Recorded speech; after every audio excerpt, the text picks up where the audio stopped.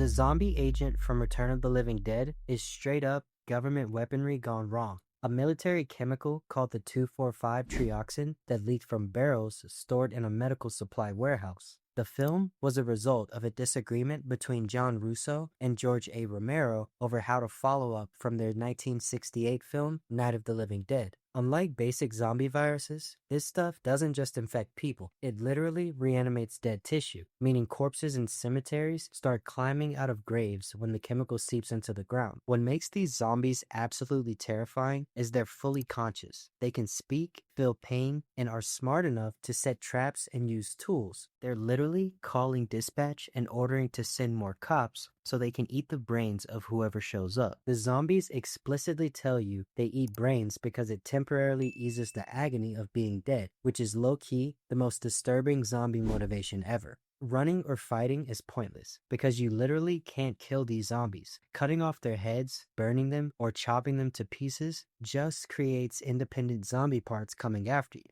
The government's solution? Nuke the entire town to cover up their mistake. The virus spreads through rain after zombie smoke went up into the clouds, creating acid rain that made more zombies, proving that conventional containment methods are useless. The Last of Us presents a terrifyingly plausible pandemic through a mutated Cordyceps fungus that jumps from insects to humans, transforming people into aggressive, mindless hosts. The infection spreads through spores and bites, with the fungus gradually taking over the host's body, eventually sprouting from their head in a grotesque display of nature's dominance. What makes this scenario particularly chilling is its basis in reality. The actual Cordyceps fungus does mind control insects in remarkably similar ways, making it feel like one evolutionary step away from possibility. The series excels in depicting societal collapse through quarantine zones, authoritarian military control, and isolated communities with their own survival philosophies, showing humanity at its best and worst under extreme pressure. The quantum virus from Marvel's What If series started when Hank Pym entered the quantum realm to rescue his wife Janet, only to bring her back infected with a corrupting pathogen that spread through bites and scratches. What makes this zombie outbreak insane is that it infected Earth's mightiest heroes first, turning the Avengers into superpowered zombies with all their abilities intact, but driven by a straight toxic hunger for flesh. Imagine zombie Doctor Strange still casting spells, or zombie Captain America throwing his shield with deadly precision. We would be absolutely cooked. The infection spreads ridiculously fast, taking over most of the northern states within 24 hours. Because who can stop zombie Iron Man? Like, bruh. In the comics, Hulk actually starts killing the heroes because he wants all the humans to himself. Typical crash out. In the show, we see how dangerous he can get when zombie Scarlet Witch is being contained by Vision in his attempt to find a cure, and then gets free and starts doing real damage. As more heroes turn and humanity starts to crumble, you can really start to imagine how devastating this could get when people like Thanos using the Infinity Stones want your brain. Assumed to have infected its first victim in Mercy Hospital in Pennsylvania, the green flu is an extremely deadly, highly contagious rabies-based virus that developed the ability to become airborne, spreading across almost half of the eastern side of the United States in around 4 to 5 short weeks. Through the comics and the game, you find out that a company called CETA, the game's version of the CDC, tried to tame the outbreak as best they could, but ultimately failed, largely due to carriers that didn't show immediate symptoms but carried the virus, contaminating the quarantine areas and infecting those designated to health, and just the inability to keep the virus contained. A small percentage of humans infected would develop into special variants of zombies, creating an even bigger challenge. The most notable being the tank and the witch, but my personal favorite are smokers that can literally snatch you out of nowhere. Tanks were literally chunking pieces of concrete and cars like it was nothing, and the witches are usually chilling somewhere and then start suddenly attacking like straight out of a horror movie. It's speculated that these mutations vary based on the physical attributes and mental state of the individual's life. Left 4 Dead doesn't just jump scare you, it actually makes you feel like you're fighting through the zombie apocalypse with your friends, and that's why it's still iconic to this day. The infection in the wreck masquerades as rabies but is actually demonic possession, originating when a Vatican priest experimented on a young girl and local children, who then infected rats that spread the virus to a dog and elderly woman, triggering the quarantine that traps a news crew in a Barcelona apartment building. These zombies are extra terrifying because they maintain enough intelligence to hunt strategically, hiding in dark corners and setting ambushes instead of mindlessly wandering. All while the religious origin adds another level of horror when you discover the attic laboratory with recordings of possession experiments. The found footage style puts you right in the action, with night vision scenes featuring the gnarly Medeiros girl who moves like she's not bound by human physics, brings some of the scariest scenes in zombie movie history. The government response is immediate and merciless, sealing the building while feeding the public a fake story about a gas leak, while the virus spreads insanely fast with symptoms appearing within minutes of exposure. Wreck isn't just about zombies. It's about how quickly authorities sacrifice the few for the many, and how religion and science create horrors when mixed with good intentions but bad methods.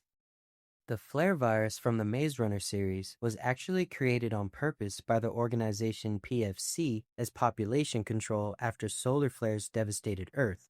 The virus attacks the brain's frontal lobe, slowly destroying rational thought while amplifying aggression, eventually turning victims into quote-unquote cranks, violent zombie-like humans who deteriorate physically as their minds go. What makes the flare extra disturbing is its progression. You stay conscious through your own deterioration, aware you're losing your humanity bit by bit. The virus divides humanity into the infected, the immune, called munies, who are hunted for their blood, and the wealthy who can afford temporary treatment. Wicked's response was to capture immune teenagers and subject them to trauma in controlled environments like the mazes, hoping their brain chemistry would reveal a cure.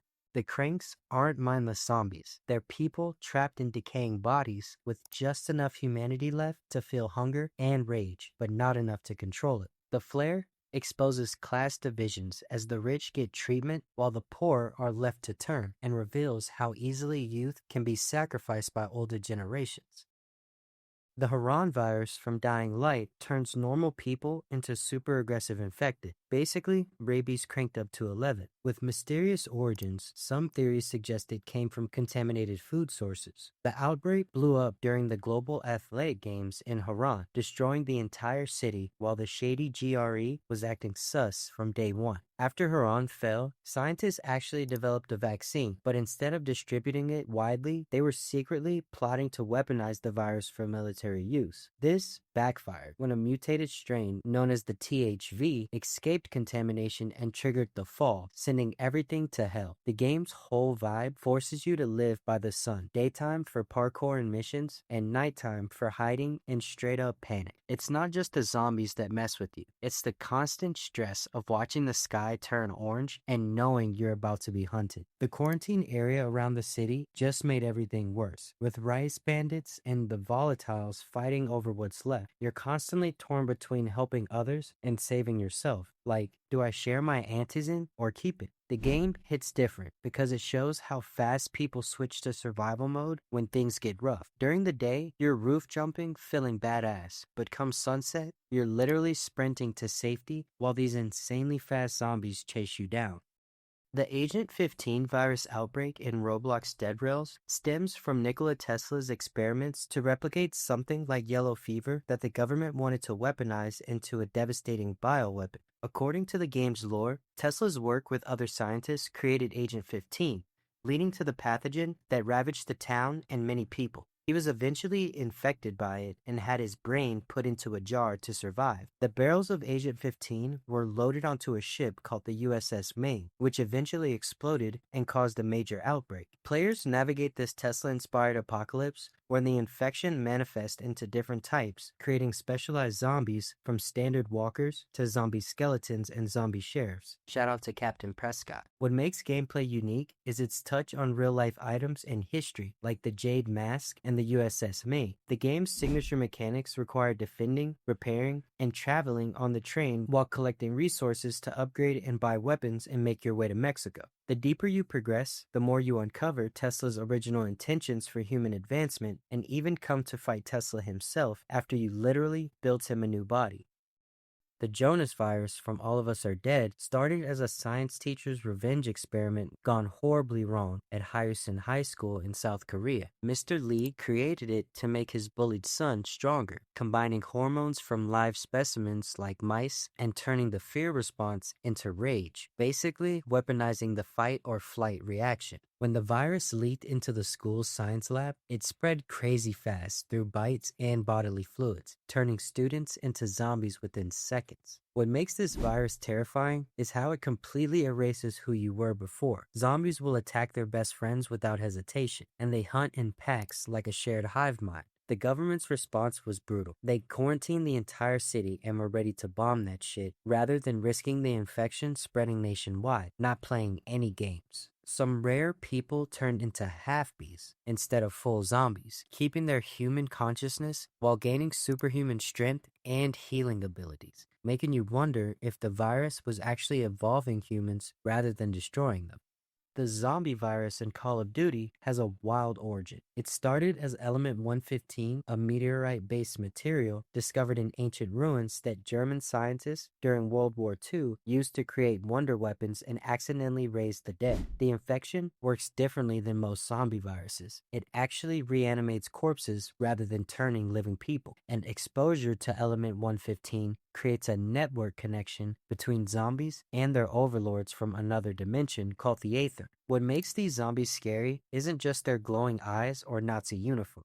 It's how they evolve over time, starting as slow shamblers in early rounds and eventually sprinting and swarming in massive hordes. The government response was Project Broken Arrow and various international efforts to control Element 115, but these often made things worse through dimensional rifts and time travel experiments. The zombie's origin gets increasingly complex across DLC maps, revealing an ancient war between multi-dimensional beings using humans as pawns. Unlike most zombie stories, COD Zombies embrace absolute chaos, mixing historical figures, parallel universes, and literal gods into its lore, with zombies just being symptoms of a much larger cosmic horror. The gamer mode completely transformed from a simple bonus feature into the sprawling multiverse narrative where players battle across time and space to prevent universal collapse.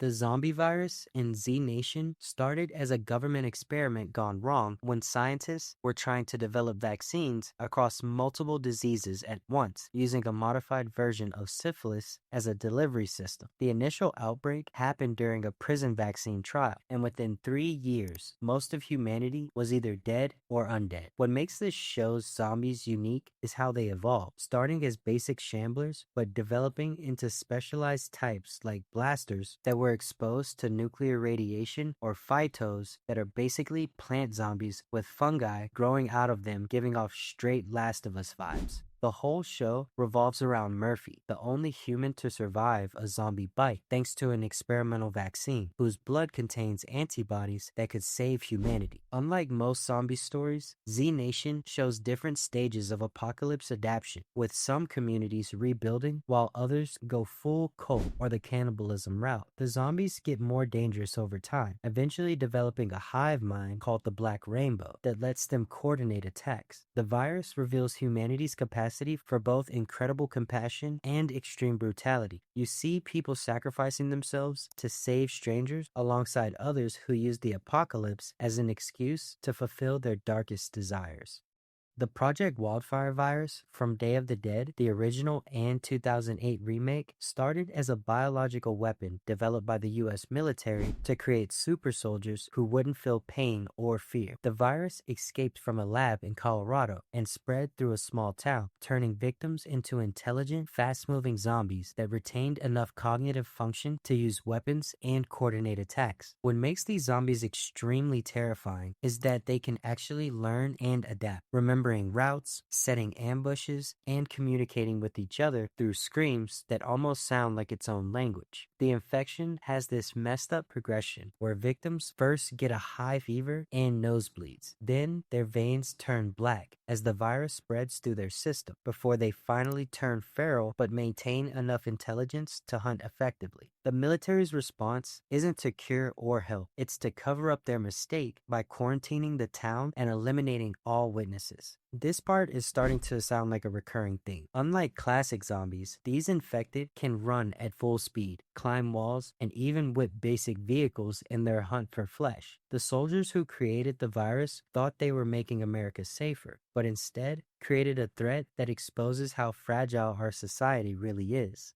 Project Wildfire isn't just another zombie outbreak. It's a cautionary tale about playing God with biology and the horrifying consequences of militarizing disease. The Nazi virus from Overlord is World War II super soldier science gone horrifically wrong. A serum derived from thousand-year-old corpses found beneath a French church that the Third Reich was using to create undying soldiers. American paratroopers stumble on this nightmare while attempting to destroy a radio tower before D-Day. What gives this virus pure nightmare fuel is how it actually works. Injected subjects don't just turn instantly. They experience accelerated healing first, giving false hope before their body starts to mutate and their mind slips away. The transformation is brutal. Bones crack and reform. Veins bulge black through skin, and flesh distorts while the victim is fully conscious and screaming. These Nazi test subjects retain military training and can use weapons while becoming incredibly strong, fast, and nearly impossible to kill. Straight dome shots won't even drop them permanently. What hits hardest is seeing characters make the impossible choice between using the serum to save themselves from fatal wounds or accepting death rather than risking transformation. That scene where the Nazi officer transforms in the bunker still lives rent-free in my head. The way his neck stretches and his eyes bulge while he laughs like a maniac was actually insane. I physically jumped when that revived test subject broke through the wall at Private Rosenfeld out of nowhere. Classic jump scare, but it absolutely got me. And the girl with all the gifts, scientists fumbled the bag by messing with agricultural fungicides, causing the real-life zombie ant fungus to jump species to humans. Hungries stand completely still until they catch your scent, then sprint at you with zero chill, just waiting for you to mess up. Shit was actually scary as hell. The game changer? Second-generation zombie kids born from infected mothers who kept their brains while inheriting the hunger. Basically, Mother Nature's new golden child. The military built safe zones while lab coats chased cures, only to realize they were fighting evolution itself. Earth picking its new favorites. Massive fungal spores eventually blanket England, ending humanity as the main character, while hybrid children start fresh with their own civilization. The classroom scene where Dr. Caldwell tests the hungry children still haunts me. Watching those kids go from sweet students to feral monsters sniffing the air when their restraints are removed gave me genuine chills. Sinia Nanawa absolutely carried this movie as Melanie. Her balance of innocence and predatory instinct made me genuinely question who I should be rooting for by the end. The zombie virus in Dawn of the Dead is deliberately unexplained. No backstory, no warning. Society just starts collapsing because dead people suddenly woke up and chose violence. What makes this outbreak so unbelievable is how realistically society collapses. Emergency broadcasts gradually give way to static, military checkpoints get overrun, and suburban neighborhoods become war zones within days. The shopping mall backdrop is peak irony. Survivors hiding in consumer paradise while former shoppers mindlessly try to return. OG Romero's slow-moving zombies create creeping dread, while the remake sprinters bring pure panic. Both versions constantly reminding you that time's running out. Nobody's searching for magical cures, just ordinary people trying not to lose their humanity while everything familiar crumbles around them. The most terrifying scenes aren't even the gory parts, but those quiet moments when characters finally process that the government's ghosted them and there literally isn't a reset button for civilization. The remake's opening scene with Sarah Polley waking up to her zombie kid neighbor attacking her boyfriend, then escaping through suburban chaos while Johnny Cash's The Man Comes Around plays, literally defined what zombie apocalypse panic would feel like. I'll never forget that scene where they're playing chess on the roof, drinking wine, and trying to pretend everything's normal while you can see zombies mindlessly circling the mall in the background. Such a perfect metaphor for how we cope with inevitable doom.